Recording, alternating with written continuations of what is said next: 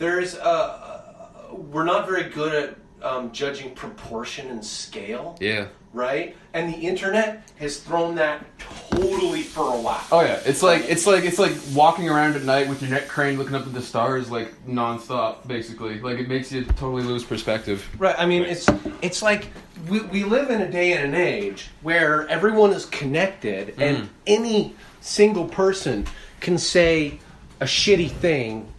And it's out there, right? And then you'll see, and because of course the media always gravitates towards sensationalism because gets eyeballs, viewers, right? You'll see articles where they'd be like, white Americans or this person, and it can be used for any group. It can be used against any group, literally, and is. And they'll include a half a dozen tweets saying some really god-awful shit and post that in the article and be like, look at that. Yeah. And it's like, we live on a planet of 7 billion people, and every single one of them is connected. Yet you think finding a half a dozen tweets, or even if it was 1,000 tweets, 7 billion people, that's 1 in 7 million, right? And you think that is an appropriate measure to go completely Chernobyl on us. Exactly. Right? It's like, no. I think it's just so darkly ironic and hypocritical because, maybe, just maybe, barring a few corrupt individuals scattered about, things are equal for people, What if that's the unfortunate truth of the matter is that, like, at the end of the day, like, there really, truly, actually is no systemic anything at all because the systems, by definition, have got to this point because they were able to operate under the assumptions that, like, things were, like, and the disparity, disparity you see now is kind of a lot of it's all just sheer past momentum. Exactly. It's like, so are we supposed to all feel guilty about that? Not at all. Are we all supposed to? The sins of the father should not fall on the son. Like, and it sucks because that is what happens in disenfranchised communities. Yeah, is like all it takes is one person to just be like, well, fuck my life. For their family to be affected, for their kids to be deeply affected, for those kids to in turn deeply affect their children. And, I think, I hate to be a piece of shit Peterson fanboy. Peterson. Oh my God. Anyway. Maybe, but, like, you know what I mean? I think it really is down to treating people as individuals. Yeah, that's 100%. What the whole game has been, and I don't think we'd have such and a it's been liberal, moving towards. Yeah, it's like, and we wouldn't have the culture we're in now to this degree that we have it with as liberal and accepting and open and trusting as it is, without that having been an idea the ethos that has been experiencing further and further development. Yeah, it's like, oh wait, where are we not living up to this? Okay, maybe women need to vote too, and get them working, and slavery, fuck, whoops. get them working, make me a sandwich. Yeah. Yeah.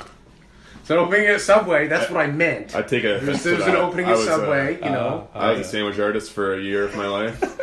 Are you? And, I made the shit out of those sandwiches. Yeah, you probably had your fill, eh? I had my fill, yeah. You know what I used to do to you people? I would walk in there. What do you mean? I'd go in when I'd only go to the ones that had the spinach. Yeah. The spinach is the good stuff. Yeah. And I'd substitute lettuce. No lettuce on my sub. And then I'd be like, I want spinach. No, first I tell them to put all the other stuff on first. Yeah. Right? So fill it up. And then their head. And then the very last thing, and it's like, okay, do you want lettuce in that? No. See that spinach? Put some spinach on.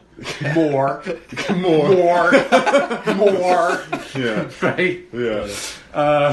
Yeah. I've had so many sandwiches that were just like a plate. The bun's a plate basically, and it's like a salad. Yeah. Then it's like, you're taking this to go. I'm supposed to wrap this up somehow. See, you're a good sandwich artist. You like if that's the dream of all Subway goers. Yeah. All seasoned Subway goers is to find the guy that will make you the bread plate. Yeah. For your you know. Hey, I'll make whatever you tell me to make. It's like, you're the boss. I'm serving you. See, that's the... Yeah, but one thing I learned early on from my first... Because I had lots of little, like... You know, I helped the neighbors farm and stuff and built sheds and fences as a kid, my parents. But once I actually got into the workforce on my own at like 15 the tax revenue world. Yeah. I was so left aghast by the sheer amount of people that I won't say aren't able to, because I think it's more like unwilling to put the amount of care and attention into even doing something as simple as making a goddamn sandwich right for someone. Yeah. And it's like, and then those same people will complain that they have been at Subway for like 13 years at the bottom, not ever getting any promotion or moving up, and those places won't if they can help it, right? Yeah, of course. But it's like, why don't you try and do a good job? Because they're never going to give you more responsibility if you can't even fucking cut the cucumbers right. You know what I mean? It's dude, at this point, asking for more from a fast food joint, that's not a winning strategy. No. That's an entry-level job. You gotta find a better job. that are disappearing. I mark my words, in 10 years, you will go up to McDonald's, you will talk to an AI, there will be a little slot where your box will come out, everything behind the curtain. It'll be a little factory. Just a little factory. A little automated machine system. Flipping the burgers over, dropping their own thing down a conveyor. They'll have some like maintenance staff and like some technicians and stuff, but like that'll literally be it. So pushing for... Yeah. Well, I was thinking about this, and this is going to offend people, but I think I've said it on the podcast anyways already, but my boss bought a house in Truro to flip, and it's actually amazing. I'll show you guys later, but they just... this shitty ass crap Truro house, and they spent months and too much money and flipped the whole thing. It looks amazing, and they sold it. It sold within a week after they hit the market. Anyways, I spent like 3 weekends straight, me and some of my coworkers, sanding those hardwood floors down for like 10 hours a day, just inside that house, covered in sawdust or just with the respirators and everything, and just 10 hours of. Were you like just taking the finish off it and sanding it right down to refinish them? Yeah. And I thought, holy crap, this is a job for either robots or retarded people. It's just... I'm losing my mind. It's crazy. And just nothing against retarded people. And, it's an unfortunate card you were dealt. But some people, everyone varies in every spectrum, like including competence. And for example, there's this guy at the Kent in Antigonish. He's definitely got some mental disability, but he's a hard ass fucking worker. He loves his job. Yeah. He's got a Kent tattoo on his forearm. And that's awesome. He's better giving him a raise for that. I hope, but he's there.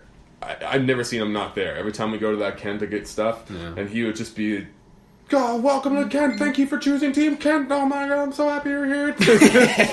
What do you need? And we're like, "I need some wood." And he's like, "Right this way, I'll show you." He's enthusiastic. Great. He's mentally challenged, but he loves his job, and he works harder probably than someone with like another extra 50 IQ points. You know, yeah, man. And it's because if you're an intelligent person, it's not hard to find all the reasons in the world to be bitter about your position. Yeah, it's true enough. Yeah, but it's not going to be. It's not going to be advantageous it's not going to be nice. Yeah, and it's like when I'm doing snow removal in the wintertime, I'll tell someone to go salt an area, and I want you to throw a nice little salt down everywhere, so it's all salted. So dump it right in the center. I literally walk through a place that I asked someone to salt, and I just find a little pile here, little pile here, little pile here. Just going just literally little pile, a little pile over here. And I'm thinking to myself, how do you expect to ever get a promotion anywhere if I can't even trust you to lay down salt properly? I know that they can't. Yeah. It's like these people aren't stupid people I work with. Just lazy, just not caring enough to. I mean, I'm sure it was only one person. Most of the people I work with are great. They listen and they're hardworking. But there are some, listen. Well, it's like, and people get all upset when someone's above you in a dominance hierarchy of any sort, and you have to take advice from them because, well, they know the job. Or maybe it's a competence hierarchy. Yeah, maybe it's competence. And it's like, you can get all butthurt about having to take orders from someone, or you could pay attention to everything they say, trust in your teacher, and then try to execute things to the best of your ability, ask a lot of questions, get them to check your work and tell you what you could have done better, and then you become as competent as them at the job, and then you're gunning for their position, and then you get promoted. And well, this is the experience I've been having in recent jobs, and I've been having better employment than fast food chains and retail stores, obviously, but it's not going to hurt to I'll come and help you push some snow around next time there's a... I will, if there is another one, and there might be one. Who knows, man? It could go either way. But yeah, it's not hard work. And let's get on a thing, because I kind of want to explore an idea here about the patriarchy, the white the white heteronormative, all that shit. Yeah. I think that there is something there that maybe the SJWs just aren't smart enough to contextualize, but there is a seed of truth underneath it. Now, the seed of truth, from my perspective, is that there is a system in place that makes it difficult to go up the ladder arbitrarily, right? Mm-hmm.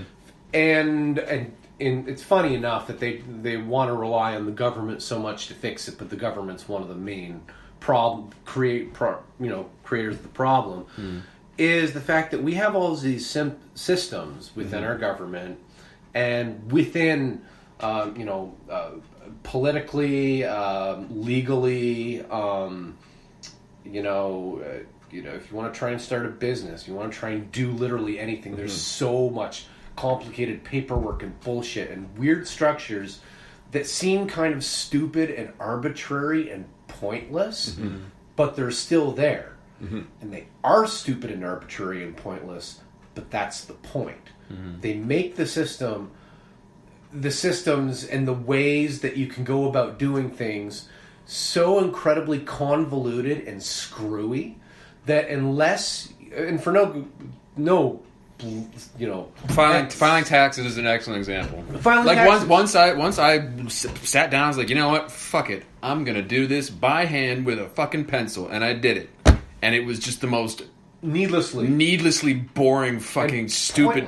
I hated it. I hated every second of it. That's the smallest. I was like, it isn't even that. It's not that it's hard. Like, people misinterpret it. I think it doesn't take any level of effort, or it takes patience. It takes patience, and it's just like, oh my god, unnecessary though. Completely unnecessary. It's so needlessly overly bureaucratic and obtuse, and just like, and that's like literally the most. That's paying your taxes. That's the most. Yeah, they're asking me to do it. Now you get accused of a crime. Try defending yourself in court. Yeah.